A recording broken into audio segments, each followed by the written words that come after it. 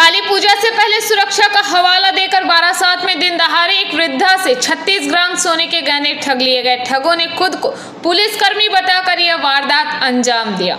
घटना बारासात के 30 number ward की है, जो यशोर रोड से करीब 300 मीटर अंदर स्थित है। 78 वर्षीय एक वृद्धा मोहल्ले के किराने की दुकान से घर लौट रही थी। तभी एक व्यक्ति अचानक उनके पास आकर खुद को पुलिसकर्मी बताकर कहा, मैडम, इस तरह गहने पहनकर घूमना खतरनाक है।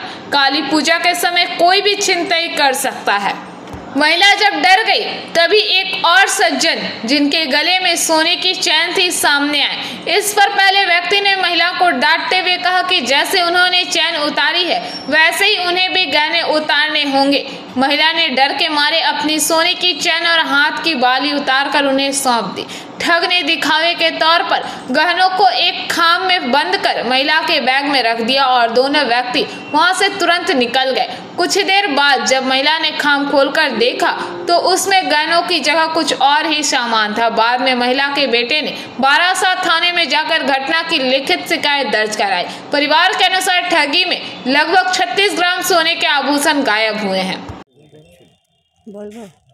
আমি মুদির দোকান থেকে ফিরছিলাম, সাধারণ যেইভাবে ফেরে লোক আমি সেইভাবেই ফিরছি। হঠাৎ দেখি আমাকে জিজ্ঞেস করছে, আপনি ওই যে সেলাই করে সেই লোকের বাড়ি কোনটা জানেন? আমি তারপর ভাবছি এই বাড়িতে একজন সেলাই কাটতো। তা আমি বলছি সে তো এখন আর করে না।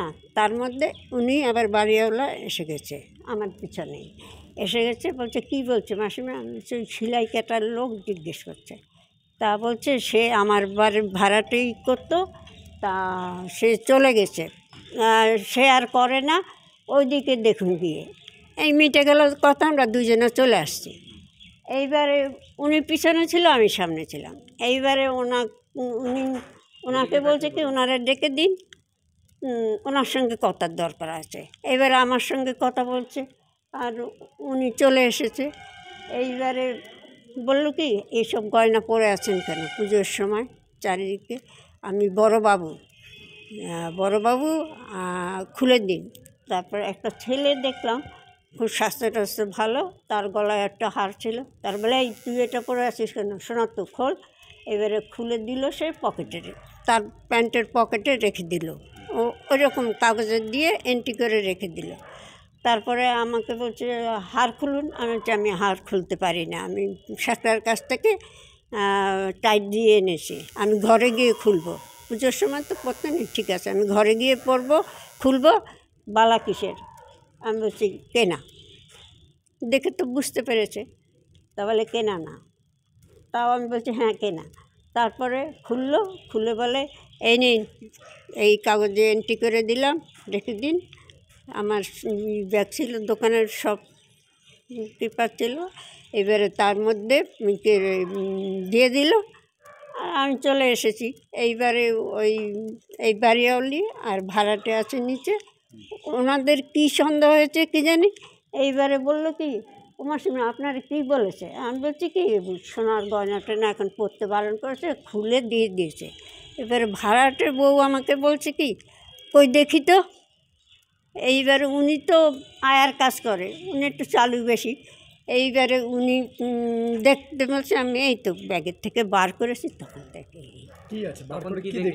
ওই দেখলাম ওই 3টে ঢিল আর 2টো ইমিটেশনের চুড়ি। আপনার থেকে কী কী জিনিস খুলে নিয়েছে? আমার থেকে বালা খুলে নিয়েছে, হার খুলে নিয়েছে। দুটো বালা সোনার। মানে কি পরিচয় দিয়েছিল আপনাকে? পুলিশের লোক, বড়বাবু। তাই পরিচয় দিয়েছিল। মানে এই ঘটনার পরে আপনি বুঝতে পারলেন যে আপনি প্রতারিত হয়েছেন?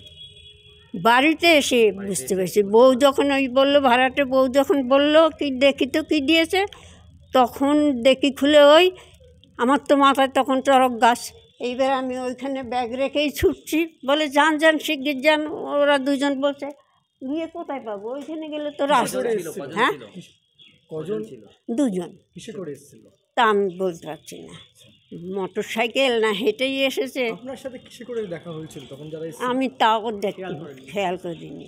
আমি বলছি না নিজ দিকে তাকে। এই যে ঘটনা ঘটে গেল একেবারে ভর দুপুরে, কতটা আতঙ্কিত? বারাসাত শহর একেবারে মেইন রোডের সামনেই আপনার বাড়ি, কতটা আতঙ্কিত এই ঘটনায়? কারা লোকেরা আপনি কতটা আতঙ্কিত? Bureau report, PBTV news.